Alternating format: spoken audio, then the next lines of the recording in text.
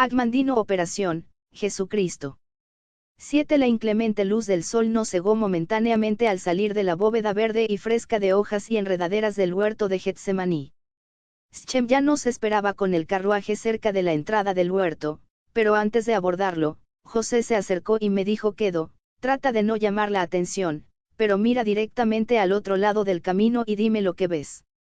Volví la cabeza con lentitud y pretendí inspeccionar los rayos polvosos de las ruedas traseras del carruaje. Veo a un hombre calvo, de escasa estatura sentado sobre una roca. Tiene un largo cuchillo con el cual parece estar cortando tiras delgadas de madera del tronco de un arbusto pequeño, que sostiene entre las rodillas. No está haciendo estaquillas de madera, Matías, ni está tallando un bastón. Ese hombre es un agente al servicio de Pilato o de Caifás. A pesar de que solo has estado conmigo 2 días, ya vigilan todos tus movimientos. ¿Estás seguro, José? Ese hombre ni siquiera parece tener la suficiente inteligencia para buscar un lugar sombreado y además, apuesto a que no se ha bañado en varias semanas. Me sorprendes, Matías. Como creador de historias de misterio, de seguro debes comprender que un espía que se parece a la imagen que todos tienen de él, es un fracaso. Todavía no podía creer que un personaje tan andrajoso nos estuviera siguiendo. Después de acomodarnos en el carruaje, seguí observándolo a través de la ventanilla, aún dedicado a tallar su tronco como si esa fuera la función más importante que desempeñaría en todo el día. José no daba muestras de preocupación, aparentemente, incidentes como este eran comunes en su vida. Me dijo, sin lugar a dudas, ayer fuiste visto en mi compañía en el templo. Alguien en el poder probablemente ha empezado a preguntarse por qué un recién llegado a la ciudad, obviamente un ciudadano romano de cierta posición, no se ha tomado el tiempo para ir a ofrecer sus respetos. ¿Es ese el protocolo acostumbrado? Lo es para cualquiera que planee dedicarse a los negocios aquí. Y para los escritores e historiadores. Puesto que estás en mi compañía, es muy probable que te hayan confundido con un mercader, y se espera que los mercaderes que planean hacer negocios aquí, ofrezcan contribuciones generosas a 2 tesorerías, la de Pilato y la del templo. Soborno en la ciudad de David. José sonrió. El soborno fue inventado aquí.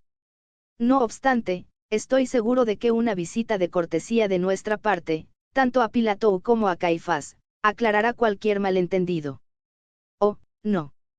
Yo quiero hacerles algo más que una visita de cortesía.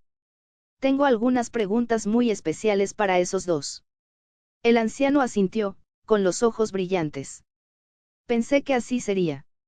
Podemos hacer esa visita cuando tú dispongas. Y ahora, puesto que aún es una hora temprana del día, ¿quién es el siguiente en tu lista? Marta y María. Las hermanas de Betania. Todavía necesitas verificar lo que acabas de escuchar de labios de Mateo y de Santiago. Preguntó con incredulidad. No respondí nada. Si le hubiese dicho cuáles eran mis verdaderos motivos para querer ir a Betania, quizá me hubiese entregado en manos de Schem con instrucciones para que se deshiciera de mí en el desierto. 59 Agmandino Operación, Jesucristo. José se rascó las arrugas de la frente. Una visita a Marta y María en este momento, tal vez no te beneficiaría. ¿Por qué? Casi imperceptiblemente, señaló hacia el tallador, que se encontraba a la orilla del camino y quien ni siquiera levantó la vista para mirarnos, aun cuando nos encontrábamos a solo pocos metros de distancia. Con toda seguridad, nuestro pequeño amigo tiene un caballo atado en las cercanías, explicó José, en el cual piensa seguirnos. Considera este simple problema de deducción, Matías. Supongamos que ayer nos vieron charlando con Santiago en el patio del templo. Esta mañana nos encontramos con Mateo y después se reunió con nosotros Santiago, el hermano de Juan. Ahora nos dirigimos a la casa de Marta y María. ¿Qué tienen en común esas 5 personas? No necesité mucho tiempo para darme cuenta de la situación. Su estrecha relación con Jesús, respondí. Exactamente. Ahora bien, si tú fueras el sumo sacerdote o el procurador, quienes sirven a Vitelio atendiendo a todos sus caprichos, ¿qué clase de pensamientos sospechosos cruzarían por tu mente si recibieras información de que un ciudadano romano ha llegado a la ciudad y no se reúne con nadie, excepto con aquellos que tuvieron una estrecha relación con Jesús y que, además, para agravar la situación, se hospeda en la casa del hombre que reclamó su cuerpo para darle sepultura. Si tuviera algo que ocultar, creo que empezaría a perder el sueño, pero solo me quedan 5 días más, José, y quiero aprovechar cada minuto de ellos. Esperaba que mañana pudiéramos visitar a Pedro y a Juan, pero, en realidad, me agradaría acabar primero con esta parte de la investigación, y la única forma en que puedo cerrarla a mi entera satisfacción es mediante una visita a Betania. Vamos, vamos, no abandones la esperanza, jamás dije que ese viaje fuera imposible. Salió del carruaje y caminó hasta el frente, en donde él y Shem tuvieron una breve y discreta discusión, mientras pretendían inspeccionar los arneses y las riendas. Después regresó a mi lado, y tan pronto como cerró la puerta del carruaje, nos pusimos en marcha. Apenas habíamos recorrido unos cuantos metros, me dio un suave codazo, señalando con el dedo pulgar hacia la ventanilla trasera. Nuestro tallador ya no se encontraba sentado sobre su roca, ni se le veía por ningún lado. Ciertamente, no tenía ninguna necesidad de complicaciones como esta, ya que lo que trataba de hacer era bastante difícil, aun sin la interferencia de nadie. José estiró el brazo y bajó la cortina oscura de lino que colgaba por encima de la ventanilla trasera, impidiendo que cualquier persona que nos siguiera pudiera ver hacia el interior del carruaje. Muy pronto me enteré del porqué de su acción. Nuestros 4 caballos al galope apenas disminuyeron su trote cuando dieron vuelta a la izquierda, dirigiéndose hacia el este, dejando atrás la ciudad. Siguiendo este camino se llega a la ciudad de Jericó, gritó el anciano por encima de los rechinidos y crujidos del carruaje, a medida que se ladeaba y retorcía sobre los ejes sin muelles que raspaban contra los profundos surcos hechos por las ruedas de los vehículos que transitaban por el sendero de tierra de un solo carril que circundaba la base del Monte de los Olivos. Yo me encontraba luchando violentamente para sostenerme en el asiento y no pude dedicarme a contemplar el paisaje, pero de cuando en cuando mi cabeza descendía lo suficiente para echar un vistazo a las praderas, de un verde descolorido, que estaban en declive a mi derecha, en las cuales sobresalían losas de piedra caliza pálida con tanta frecuencia que era difícil distinguir las ovejas y cabras que vagaban entre ellas. De tiempo en tiempo, José apartaba la cortinilla trasera y asentía satisfecho. Aparentemente nuestra escolta aún no estaba a la vista. Después, el anciano se inclinaba, atravesándose frente a mí, para estudiar con atención el terreno, mientras íbamos dando tumbos y rebotando de un lado a otro. Continuamos el viaje durante varios minutos más, antes de que gritara, «¡Prepárate!». Ahora, ya no solamente estaba dolorido, sino también confuso. ¿Prepararme para qué? 60 Agmandino Operación, Jesucristo. Muy pronto llegaremos a una vuelta muy pronunciada en el camino. Al dar esa vuelta, Shem disminuirá la velocidad momentáneamente, abre la puerta tan pronto como lo haga, y salta. Yo te seguiré. Polvo o no polvo, me quedé boquiabierto. Debes estar bromeando. Sacudió la cabeza, como para indicar que no se trataba de una broma. Prepárate. De pronto, la carreta dio un viraje brusco hacia la derecha y se dejó oír un fuerte crujido de la madera contra el metal al aplicar Shem los frenos de mano. José se cruzó por enfrente de mí y abrió la puerta del carruaje. Salta, Matías. Hice lo que se me indicaba, rodando sobre el césped suave, mientras arrodillado observaba al anciano, que me había seguido con una agilidad sorprendente. Cayó de pie, corriendo en dirección a mí con la mano extendida. Ven, apresúrate. Me arrastró hacia un lugar en donde había un grupo de olivos todavía demasiado pequeños, que apenas eran algo más que arbustos crecidos. Nos dejamos caer entre ellos, con el estómago en tierra. Después de recobrar el aliento, me incliné hacia adelante, apartando las ramas con todo cuidado, justamente lo necesario para ver a nuestro transporte desaparecer detrás de un recodo en el camino. Obviamente, José estaba disfrutando, ni siquiera respiraba con dificultad, y mientras yacía junto a mí, entre los arbustos, me explicó su plan de acción. Si nuestro amigo viene siguiéndonos, deberá pasar pronto por aquí, de manera que mantén la cabeza baja. Pobre hombre, le espera un día de lo más difícil y frustrante.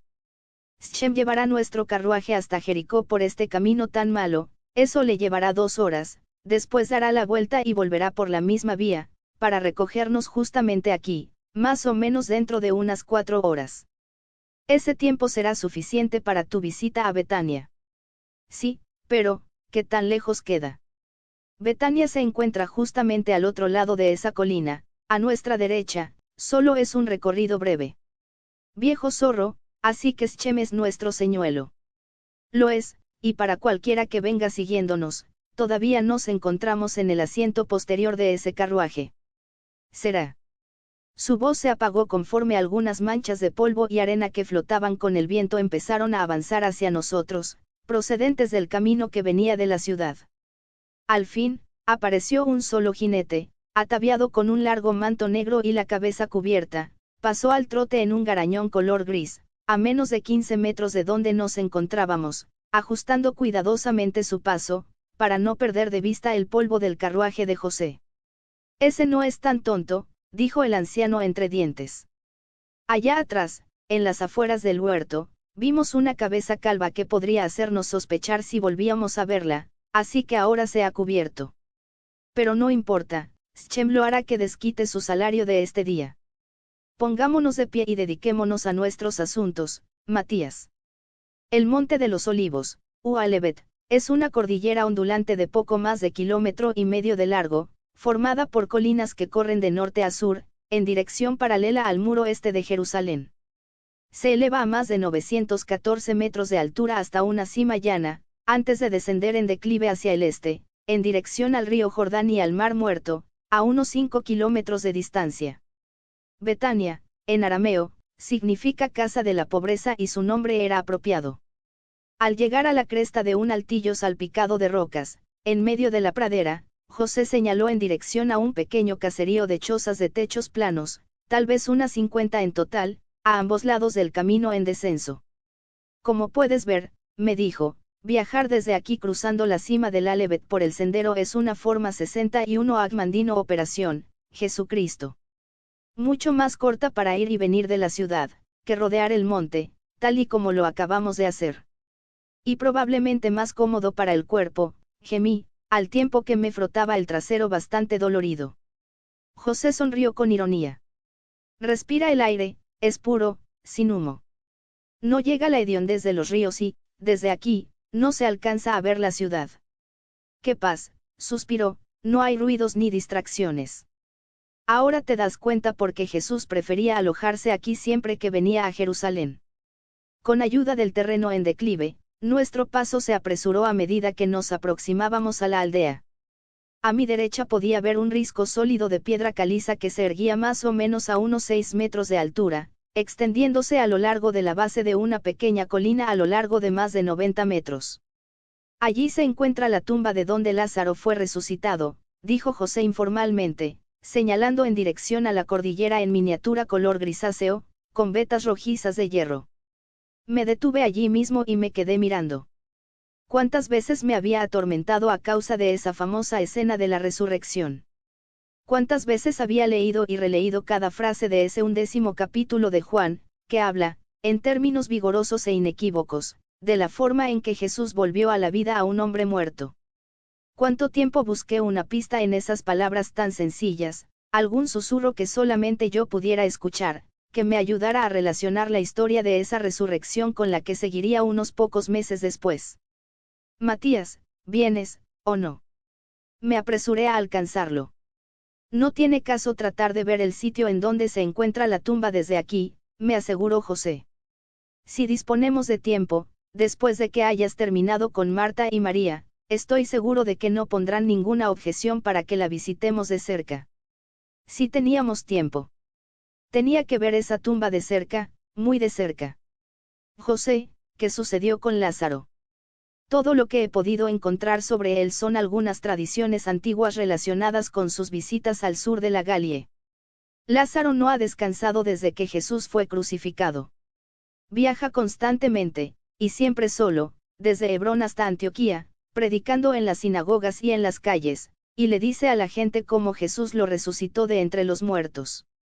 Por supuesto, él mismo es su mejor testigo, rió José. Les dice, mírenme, pálpenme, toquen mi piel, una vez estuve muerto y ahora vivo mediante la gracia y el poder de Jesús y de su Padre, que está en los cielos. ¡Ah!, exclamó José, por fin hemos llegado. El hogar de Marta y María era más grande que los de la mayoría de sus vecinos, aunque estaba construido de igual forma, parecida a una caja, y de la misma piedra áspera que tanto abundaba en las praderas y colinas.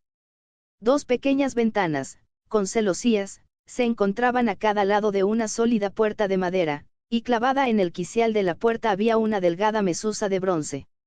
Antes de llamar, José me dijo, esta era la casa de Simón, un hombre dueño de considerables riquezas, con quien Marta contrajo matrimonio. Simón enfermó de lepra, de la peor clase, y falleció antes de que ambos se vieran bendecidos con un hijo. Lázaro y María, hermanos de Marta, vinieron a vivir con ella poco tiempo después de la muerte de Simón. Antes de que pudiera responder, escuché el sonido nítido de un cerrojo al correrse. La puerta, colgada de 3 gastados goznes de cuero, se abrió con precaución, primero solo unos centímetros, después, desde el interior, se dejó oír un grito ahogado de alegría. «Oh, José, José, ha pasado tanto tiempo. Marta, Marta». Ambas hermanas encajaban muy bien en los semeros perfiles de personalidad que alguna vez les hice, a partir de las escasas descripciones en los evangelios de Lucas y Juan.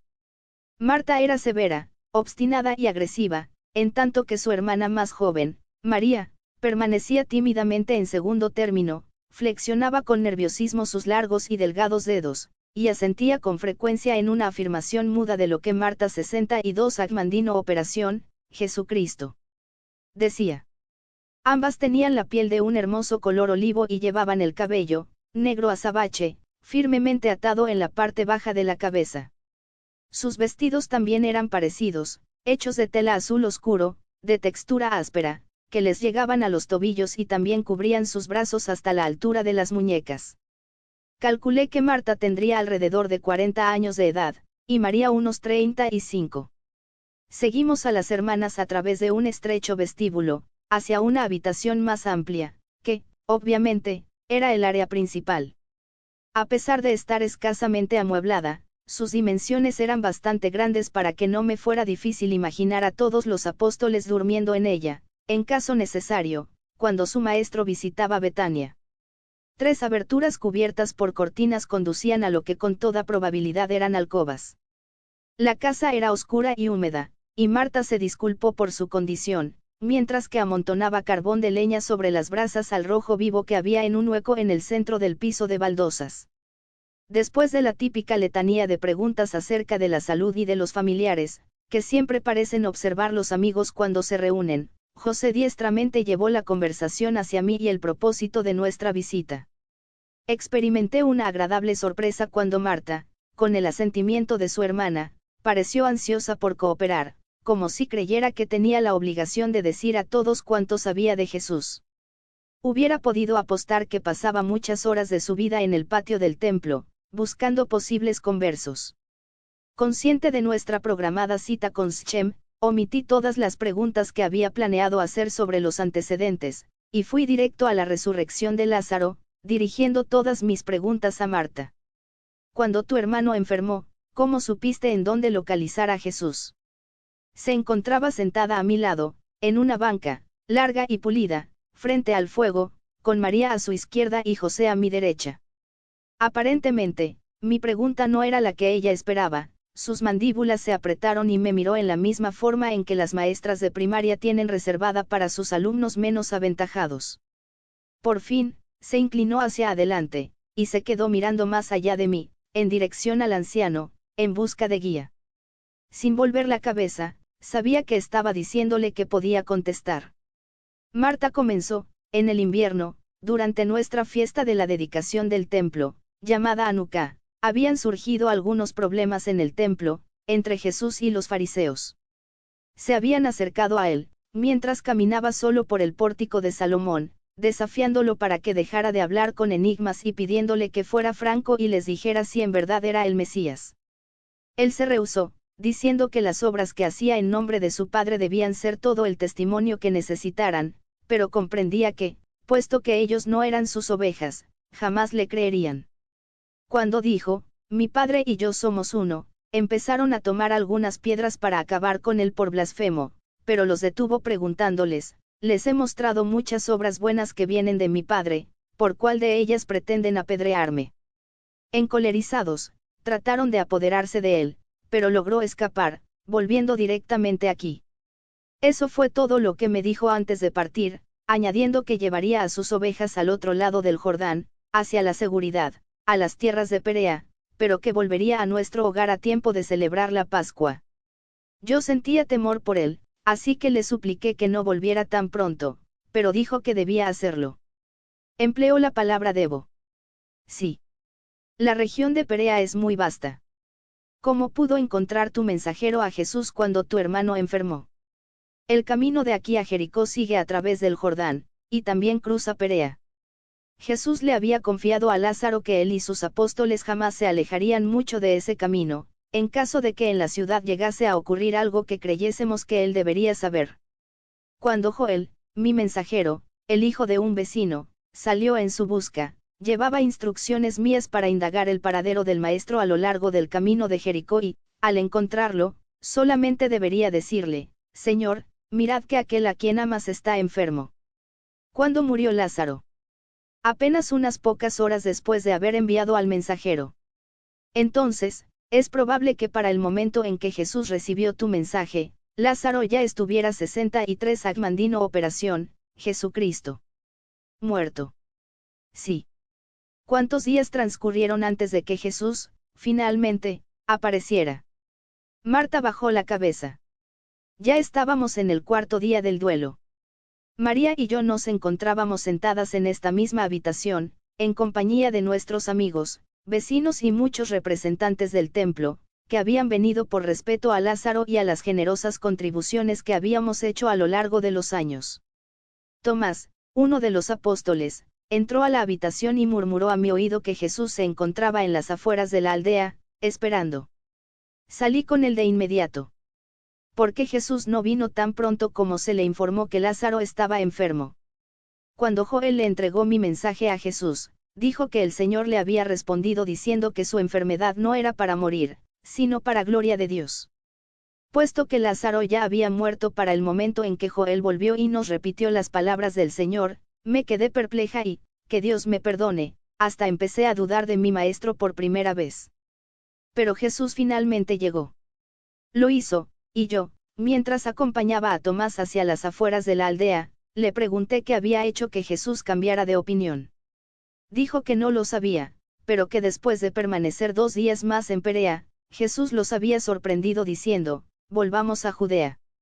Todos los apóstoles tenían miedo de volver, y le recordaron a Jesús el peligro que corrían si se enfrentaban a quienes habían tratado de apedrearlo en el templo recientemente. Jesús les dijo que su amigo Lázaro dormía y que quería despertarlo de su sueño. Ellos le recordaron que el sueño era benéfico para cualquier enfermedad. Entonces, él les anunció que Lázaro estaba muerto y los atemorizó al añadir que se alegraba por ellos por no haber estado a su lado, pues lo que ahora iban a presenciar aumentaría su fe en él. Tomás me informó que él dijo a Jesús que lo acompañaría, e instó a los demás a venir con ellos, a fin de que si había algún peligro, todos pudieran morir junto con su maestro. ¿Por qué esperaba Jesús fuera de la aldea, en vez de venir directamente a la casa? Debe haber comprendido que había muchos, entre el grupo de dolientes, que pertenecían al templo, y no quería causar problemas. Cuando lo vi, alejado de los demás, corrí hacia él gritando, Señor, si hubieras estado aquí, Lázaro no habría muerto, pero sé que aún ahora todo lo que le pidas a Dios te será concedido. ¿Esperabas que hiciera un milagro? No, no, solamente rogaba para que nuestro Señor intercediera ante Dios por nuestro amado hermano. Jesús me tomó de las manos, diciendo, tu hermano volverá a levantarse. Yo le respondí que sabía que se levantaría el último día en la resurrección, y el Señor replicó con palabras que jamás olvidaré. Por favor, repítemelas. Jesús dijo, yo soy la resurrección y la vida, y aquel que crea en mí, aunque esté muerto vivirá, y el que vive y cree en mí jamás morirá. ¿Crees tú en esto? Yo le respondí, sí, Señor, creo que tú eres el Cristo, el Hijo de Dios, que vendría al mundo. Luego pidió ver a María, así que volví a la casa y se lo dije en secreto. Me incliné hacia María. ¿Y tú, qué hiciste? La voz de María tembló, como si una vez más reviviera los sucesos de aquella tarde. Cuando me levanté para ir hacia él, dijo, aquellos que me estaban consolando, creyendo tal vez que volvía a la tumba para orar, vinieron conmigo y no lo pude evitar. Corrí hasta Jesús y, cayendo a sus pies, lloré como lo había hecho Marta, diciendo, Señor, si hubieras estado aquí, mi hermano no habría muerto. ¿Qué hizo Jesús? Se inclinó y me ayudó a ponerme de pie y, al hacerlo, de sus labios se escapó un extraño gemido. Después preguntó en dónde estaba sepultado Lázaro, y lo tomé de la mano para conducirlo a la tumba. Para 64 Agmandino Operación, Jesucristo. Entonces, todos los dolientes de la casa se habían unido a nosotros. Cuando señalé hacia la piedra que se había rodado hasta quedar frente a la abertura de la tumba, Jesús se llevó ambas manos al rostro, y al apartarlas, pude ver que había llorado. Mi Señor, llorando. Me volví de espaldas, incapaz de contemplar su aspecto apesadumbrado. Alguien entre la multitud, no sé quién, dijo en voz alta, este hombre, que abrió los ojos del ciego, no hubiera podido impedir que muriera. Estoy segura de que Jesús escuchó la pregunta, pues nuevamente gimió, como si su agonía fuera muy grande. Entonces dijo, retiren esa piedra. Marta interrumpió de inmediato. Como una tonta traté de impedírselo. Le dije a Jesús que con toda seguridad el cadáver ya apestaba, puesto que nuestro hermano había muerto hacía 4 días. Colocó su mano sobre mi hombro, y nuevamente me dijo que si creía, vería la gloria de Dios. Ante eso, me rendí completamente a su voluntad y pedí a algunos de los hombres que se encontraban cerca que retiraran la piedra de la entrada. ¿Y qué sucedió después de que retiraron la piedra? Jesús se paró frente a la entrada, en tanto que la multitud retrocedía, algunos hasta salieron huyendo. Después levantó los ojos al cielo, diciendo, Padre, te doy las gracias porque me has escuchado. Y sé que siempre me escuchas, pero te lo digo para que estas gentes que me observan y me escuchan puedan creer que tú me has enviado. Luego gritó en voz alta, Lázaro, levántate, y sus palabras hicieron eco en la roca y he allí, que nuestro hermano salió por la pequeña entrada, todavía envuelto de pies y manos en el manto de su sepultura y con el rostro y la cabeza cubiertos por un lienzo de lino, tal y como se le había compuesto el día en que se le sepultó. Jesús dijo, desátenlo y déjenlo ir, y nuestro amado hermano nos fue devuelto sano y salvo. ¿Qué hizo la gente? Muchos aplaudieron, alabando su nombre, y creyeron. Pero otros se retiraron velozmente, sobre todo los del templo, y estoy segura de que fueron a informar a las autoridades de todo lo que habían visto. Tenía que hacer la más obvia de las preguntas, aunque solo fuera para ver cuál era la reacción de las dos mujeres. Concentrándome en Marta, dije, de cuando en cuando, por accidente, se sepulta a alguien que no ha muerto. ¿Pudo suceder esto a tu hermano? Los ojos y los labios de Marta se fruncieron, esbozando una sonrisa. Por lo visto, no había sido yo el primero en sugerir tal posibilidad. Señor, aun si Lázaro hubiera estado con vida cuando fue depositado en su tumba, hubiera fallecido como consecuencia de los rituales para sepultarlo y para su entierro. Su cuerpo fue preparado y envuelto apretadamente en lienzos, desde el cuello hasta los pies, por mi hermana y por mí. Después fue depositado en la tumba y se colocó un lienzo sobre su rostro. Los lienzos se cubrieron con mirto, aloe, hisopo, aceite y agua de rosas, y entonces se selló la entrada de esa cueva húmeda en donde hay muy poco aire. Ningún ser humano podría soportar tales condiciones durante 4 días, ni sobrevivir sin ningún alimento ni agua. ¿Qué tan grande es el interior de esa tumba? Solamente hay 3 huecos, tallados en la roca, uno de ellos es para Lázaro, otro para María y otro para mí. ¿Qué hizo Jesús después? Descansó un día en nuestra casa antes de partir, diciéndonos que volvería para la Pascua. Después se retiró nuevamente a Perea, no antes de enterarse de que el Sanedrín se había reunido y de que Caifás, el sumo sacerdote, había anunciado que Jesús debía morir antes de que todos creyeran en sus milagros, forjados mediante lo que Caifás llamó el poder de Satanás. El Sanedrín estuvo de acuerdo en que si se le permitía a Jesús continuar, Muy pronto toda la gente se le uniría y los romanos se verían obligados a acabar con ese movimiento, destruyendo a toda la nación. Caifás había dicho, es conveniente para nosotros que un hombre deba morir por el pueblo, a fin de que no perezca toda la nación. Marta, dime, ¿quién se hubiera atrevido a traer a Jesús las noticias de una reunión de esa naturaleza? Ciertamente, debió haber sido algún miembro del mismo Sanedrín. Marta titubeó, y por primera vez vi aparecer el temor en sus ojos grises. Sus labios temblaron. 65 Agmandino Operación, Jesucristo. Continúa, Marta, díselo, la apremió José. Fue él, murmuró Marta, señalando al anciano. No me atreví a mirarlo. ¿Cuándo volviste a ver a Jesús? Le pregunté.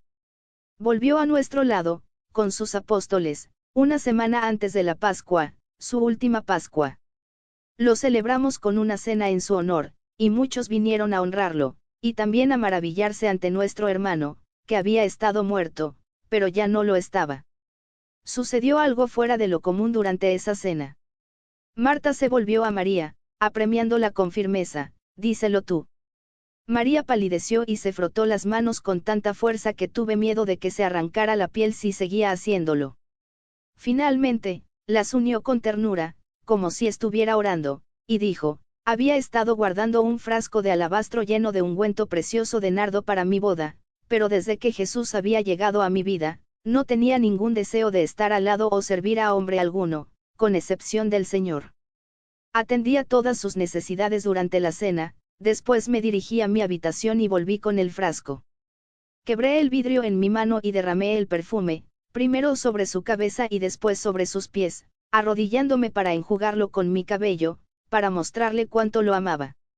El ungüento de nardo era mío, y podía hacer con él lo que quisiera, pero Judas, uno de los apóstoles, se adelantó y me avergonzó delante de todos, preguntando por qué no se había vendido el ungüento para dar el dinero a los pobres. Empecé a llorar hasta que sentí la mano del maestro sobre mi cabeza y lo escuché decir, ¿por qué la molestan? Déjenla en paz. Ha hecho una buena obra conmigo. Ustedes siempre tendrán cerca a los pobres y deben hacerles el bien siempre que puedan, pero a mí no me tendrán siempre. Ella hizo lo que pudo, pues al derramar ese ungüento sobre mi cuerpo, me ha preparado para mi sepultura. María se recostó en el hombro de su hermana, ocultando el rostro en la curva de su cuello, como lo haría un pequeño en busca de consuelo. Sintiéndome cada vez menos complacido conmigo mismo, me volví nuevamente hacia Marta. Nadie preguntó lo que Jesús había querido decir cuando habló de su propia sepultura. Nadie, todos sentíamos temor, incluyendo a Pedro y Santiago. Solamente después comprendimos. Moví la mano en un ademán que abarcaba la espaciosa habitación.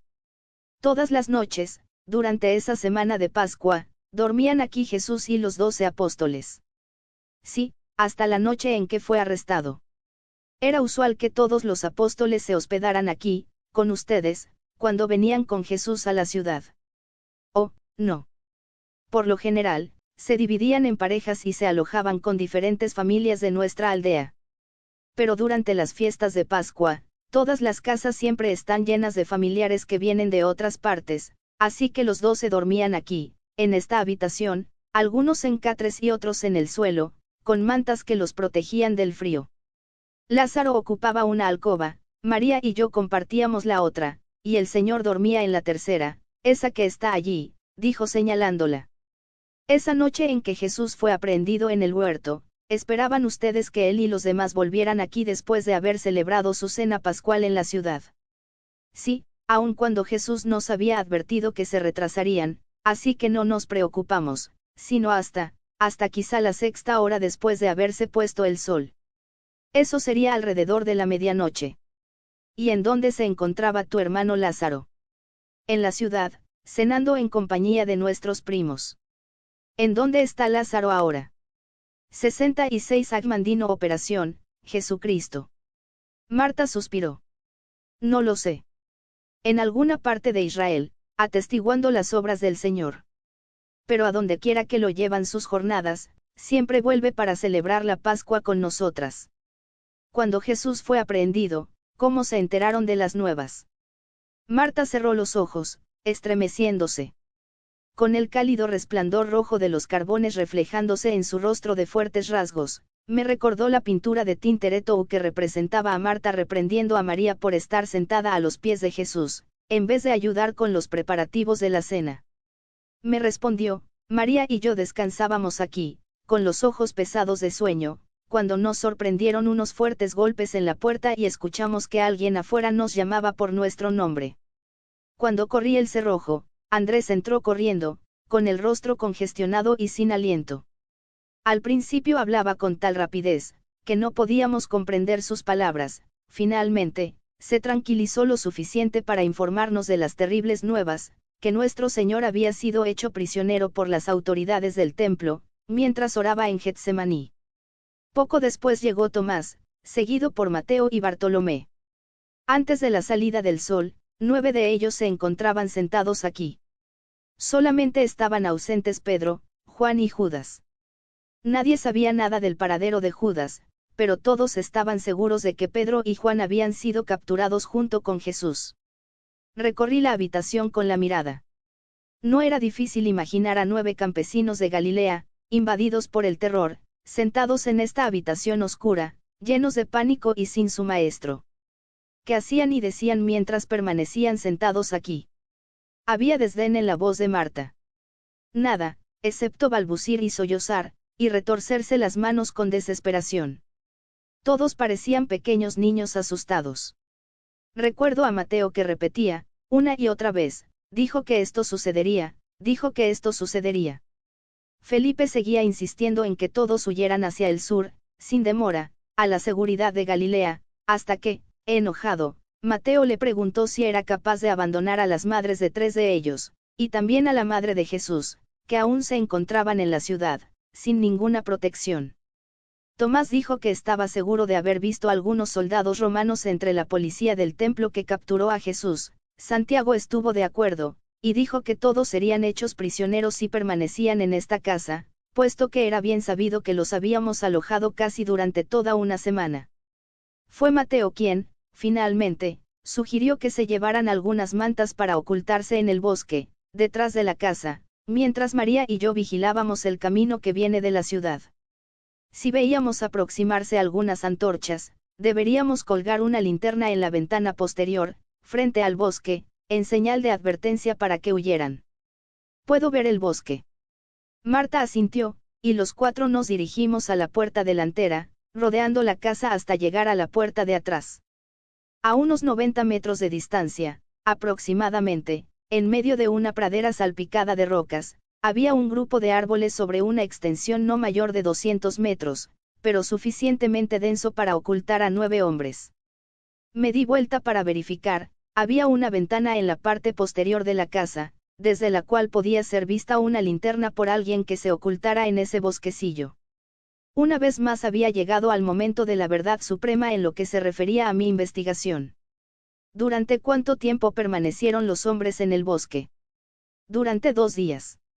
Gritó Marta con voz enojada que mostraba su desaprobación ante el comportamiento de los 9.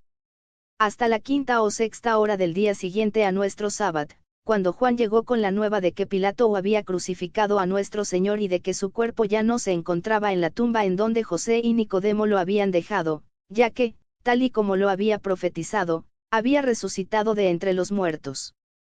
Pude sentir los ojos de José de Arimatea sobre mí, mientras esperaba para ver cuál era mi reacción ante la historia de Marta. Nadie abandonó el bosque para regresar después, durante esos 2 días. Ambas hermanas movieron la cabeza al unísono, en un ademán negativo. Entonces María habló: Marta y yo nos turnamos para llevarles alimentos y agua a todo lo largo de esos días con sus noches.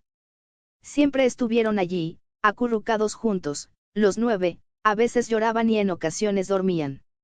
67 Agmandino Operación, Jesucristo. Y nadie de ustedes se enteró de los acontecimientos que habían tenido lugar en la ciudad, hasta el momento en que llegó Juan.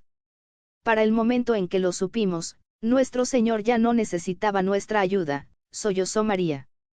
Todavía no había terminado con Betania. Contando con el permiso de las hermanas para visitar la tumba, José y yo cruzamos apresuradamente la pradera en dirección al risco de piedra caliza. El anciano habló muy poco mientras caminábamos, pero se veía complacido consigo mismo. ¿Tienes algo que añadir a lo que acabas de escuchar? Le pregunté en un tono de voz lleno de sarcasmo. Sacudió la cabeza. No, no, eres tú quien está llevando a cabo la investigación, y eres tú quien debe llegar a sus propias conclusiones. Yo solamente soy tu guía, ¿recuerdas? Lo rodeé con mi brazo y lo abracé. Vamos, anciano, sé que te estás muriendo por decir algo más. Se rió. Sin embargo, si los miembros de tu comisión hubieran hablado con los mismos testigos con quienes ya lo has hecho tú, estoy seguro de que estarían de acuerdo en que habían escuchado un testimonio de los mejores, un testimonio que afirma, sin lugar a dudas, que ninguno de los 9 que huyeron del huerto pudo haber retirado el cuerpo de Jesús de la tumba. Mateo te dijo que todos huyeron del huerto y después se ocultaron en el bosque durante 2 días. Después Santiago, el hijo del trueno, corroboró el testimonio de Mateo, y las hermanas han confirmado el de ambos hombres. Ahora, ya tienes 2 razones de por qué esos 9 apóstoles no pudieron estar implicados en el acto que tú sospechabas habían cometido. En primer lugar, no estaban enterados de que Jesús había muerto y había sido sepultado, y solo lo supieron hasta después de que se descubrió la tumba vacía. En segundo lugar, estaban demasiado atemorizados y quebrantados de espíritu para hacer cualquier cosa al respecto, aun si lo hubieran sabido. Pensé que me habías dicho que yo era el único encargado de la investigación. Y lo eres, hijo mío, lo eres. Pues bien, me gustaría reservar mi juicio hasta después de investigar esa tumba. ¿Puede ofrecerme algún testimonio que podría destruir algunas coartadas y toda tu excelente lógica? Testimonio. De una tumba. No quise explicarme en detalle. Nivelada contra la pared lisa del risco había un gran trozo de roca cincelada, redondeada de tal manera que me recordaba los antiguos molinos de piedra que los indios norteamericanos empleaban para moler el grano. Tenía aproximadamente 23 centímetros de espesor y se levantaba como a 1,20 m de altura, con pequeños pedruscos encajados contra la curva de su base, a fin de impedir que se deslizara. Consternado, pregunté, ¿esta es? ¿Y qué esperabas? Esta es una tumba, ni más ni menos. Puedes ver allí cómo la roca todavía muestra las señales de la pintura blanca que se le aplicó después de que Lázaro fue sepultado, a fin de advertir a los intrusos para que no la profanaran. No hay otras marcas. Ninguna inscripción. ¿Para qué? ¿Acaso los muertos pueden leer? No saben los propietarios de la tumba quién ha sido sepultado en su interior. Y, ciertamente, Dios no tiene necesidad de señales de identificación. ¿Por qué no hay otras tumbas a lo largo de este risco? Yo diría que este es un sitio ideal para dar sepultura a los muertos de Betania. Todas estas tierras eran propiedad de Simón, y ahora pertenecen a Marta. La tumba de esta familia C68 Agmandino Operación, Jesucristo. Encuentra en propiedad privada. ¿Y en dónde se encuentra la entrada a la tumba? Está cubierta por esa piedra redonda. Tal y como había sospechado que lo estaría, podía darme cuenta de que cada vez me ponía más tenso. Por lo que sabemos, José, esa piedra fue rodada a petición de Jesús, antes de ordenarle a Lázaro que se levantara. Es verdad. Pero ahora la tumba está vacía, ¿no es así? Por supuesto que está vacía, ¿escuchaste a Marta, o no? Es para los 3 hermanos y todos están aún con vida, así que la tumba está vacía. Entonces, ¿por qué está cerrada? ¿Por qué está colocada esa piedra sobre la entrada, puesto que no hay ningún cadáver en su interior que deba protegerse? ¿Por qué alguien se molestaría en sellar nuevamente la tumba, después de que Lázaro la abandonó? El anciano permaneció en una inmovilidad absoluta. Me miraba, pero yo sabía que no podía verme. No lo sé, Matías, no lo sé. La pradera estaba tan quieta que casi podía percibir el silencio, igual que se percibe la humedad pegajosa de una densa niebla. Accidentalmente, mi sandalia izquierda sacó de su sitio una pequeña roca, que rodó a lo largo de la dura corteza de la piedra caliza debajo de nuestros pies, hasta que su sonido retumbó en el muro de piedra. Después de avanzar varios pasos, me encontré justamente frente a la roca redonda cubierta de pintura. Era este el sitio en donde Jesús, finalmente, puso su vida en la mira. Si fracasaba en resucitar a Lázaro después de haber dicho que lo haría, aún sus apóstoles lo hubieran abandonado. Y si lograba resucitarlo, quienes lo odiaban y temían su creciente popularidad entre las masas, con toda certeza lo señalarían para una ejecución inmediata. Solamente unas semanas antes había logrado escapar de quienes habían tratado de apedrearlo en el templo. Porque había vuelto para colocarse él mismo en una situación de la cual no podía haber escapatoria. ¿Cómo se habían escuchado las palabras de Jesús cuando pronunció su famosa orden al hombre muerto? Se amplificó su voz gracias a la acústica natural de este lugar, para ser llevada más allá del borde distante del risco, difundiéndose por toda la aldea de Betania. Ahuequé las manos alrededor de la boca, respiré profundamente y grité en voz tan alta como pude: Lázaro, levántate. Las palabras retumbaron como la descarga de un trueno a todo lo largo del muro de piedra. Una vez más grité: Lázaro, levántate. Y se oyó otro estruendo, como el de un trueno, persiguiendo en vano al primero. Lázaro, levántate. Grité una y otra vez, hasta que sentí a José que me sacudía por la espalda. Detente, Matías. Ya basta. Vayámonos de aquí. No, vociferé, soltándome de sus manos y corriendo en dirección al tronco sin ramas de un pequeño árbol muerto que estaba recargado contra el muro del risco. Apoderándome de esa pértiga improvisada, clavé su extremo más grueso bajo la base de la roca a la entrada de la tumba, y empujé con todas mis fuerzas. Detente, Matías. Por favor. No debes profanar la tumba. ¿Cómo se puede profanar una tumba dentro de la cual no hay un cadáver? Rugí entre un empujón y otro. Ignoré sus repetidas súplicas, apoyándome sobre el madero una y otra vez, hasta que la inmensa roca comenzó a balancearse en su cuna de pequeños pedruscos que la sostenían. Retiré con el pie algunas de las piedras y volví a empujar, la piedra apenas cedió. Empujé, apoyándome con todas mis fuerzas. Se movió unos cuantos centímetros y después otros más, dejé caer la pértiga y apoyé mi hombro contra la piedra. Un sudor salado y caliente corría por mis ojos, descendiendo por las mejillas hasta llegar a la boca. Jadeaba tratando de respirar, el pecho me dolía. Empujé, gruñí, y resbalé, cayendo de rodillas, todavía con todo mi peso apoyado 69 Agmandino Operación, Jesucristo. Contra la obstinada roca, hasta que se dio de mala gana, 15 centímetros, después 30, luego 60, hasta que por fin, me las arreglé para rodarla completamente a un lado de la abertura de la tumba. Entonces, agotado, me dejé caer apoyado contra el muro liso del risco. José se paró cerca de mí, con las manos fuertemente apretadas a ambos lados de su rostro. Matías, ¿qué has hecho? Que Dios te perdone. Y que Dios me perdone a mí por haberte traído hasta aquí.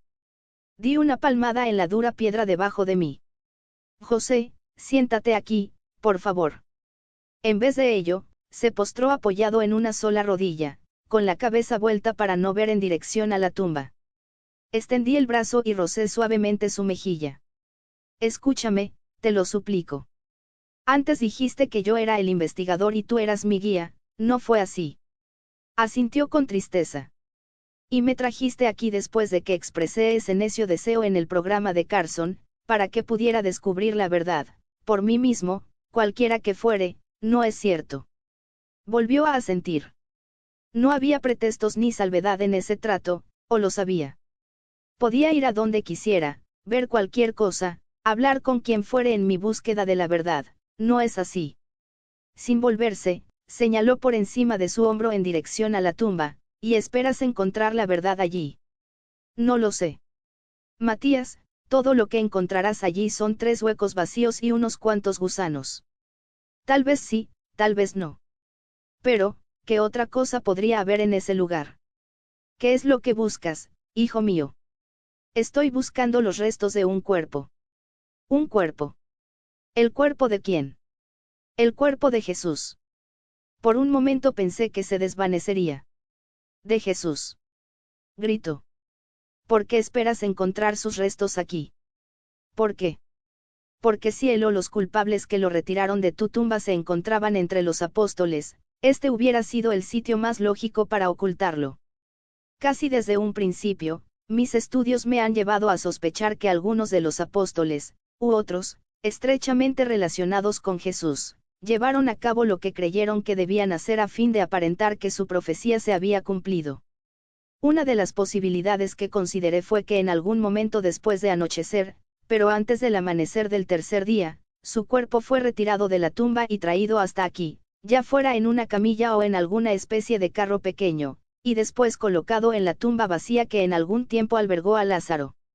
Posteriormente, la tumba fue sellada de nuevo, con la certeza razonable de que el cadáver estaría a salvo de ser descubierto, puesto que está dentro de las tierras que son propiedad de Marta. Sería muy fácil hacer circular y propagar el rumor de que Jesús había resucitado de entre los muertos, con esa tumba de tu propiedad vacía sirviendo como testigo estrella y, mejor aún, mudo. Pero había soldados vigilando mi tumba. Cuando sepa quién se llevó el cuerpo, entonces sabré cómo se las arreglaron con los soldados. ¿Y qué hay de los 9 que se encontraban ocultos en el bosque, detrás de la casa de las hermanas? ¿Cómo pudo cualquiera de ellos haber hecho algo semejante, cuando por lo que has oído, ninguno estaba enterado siquiera de que Jesús había muerto, y mucho menos podían saber la ubicación de su tumba?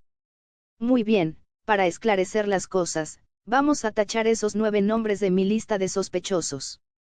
Pero eso todavía nos deja a Pedro y a Juan, que se encontraban en Jerusalén y estaban enterados de la crucifixión y 70 Agmandino operación, Jesucristo. De la sepultura. Y después, aún quedan Caifás, el sumo sacerdote, y Pilato, quienes fácilmente pudieron hacer arreglos para retirar el cuerpo y ocultarlo en otro sitio, a fin de que tu tumba no se convirtiera en un peligroso lugar de reunión de quienes todavía creían en Jesús. Desde luego, si alguno de esos dos tuvo algo que ver con el robo del cuerpo, cometió un error colosal, pues en realidad ayudó a promover el mito de la resurrección, y ahora ya es demasiado tarde para que cualquiera de ellos admita su error. Y los últimos de mi lista, pero no los de menor importancia, son los 2 personajes que sepultaron a Jesús. ¿Quieres decir, Nicodemo, y yo? ¿Aún has llegado a sospechar de mí? No lo harías tú, si formaras parte del comité de investigación. Suspiró. Bien, por lo menos, hemos logrado reducir considerablemente tu lista de sospechosos. Sí, y 4 de los que todavía están en la lista, muy posiblemente pudieron ocultar el cuerpo, justamente en este lugar, en el interior de esa tumba. Volviéndole la espalda a José, me arrastré el corto trecho que me separaba de la entrada de la tumba. Gracias a la luz que reflejaba la piedra clara podía mirar hacia el interior, directamente frente a mí, el contorno de un hueco cavado en la roca, suficientemente largo y ancho para dar cabida a un cadáver, estaba vacío. A mi derecha había otro nicho, también estaba vacío. Y a mi izquierda se encontraba otro más, nada. Todavía arrodillado, sobre manos y rodillas, bajé la cabeza y maldije. Un leve olor a agua de rosas perduraba en el suelo de piedra. No había otra pista, de ninguna clase, que indicara tan siquiera que un cadáver hubiera ocupado alguna vez la pequeña cámara. Retrocedí lentamente para salir de la cueva. El desengaño pronto se había trocado en agotamiento. Empecé a temblar hasta que logré ponerme de pie. José me observaba ansioso, todavía arrodillado exactamente en el mismo sitio en donde lo había dejado. ¿Qué has descubierto, Matías? Dime. Solo unos cuantos gusanos, José, grité, tal como dijiste. Solamente unos cuantos gusanos. 71.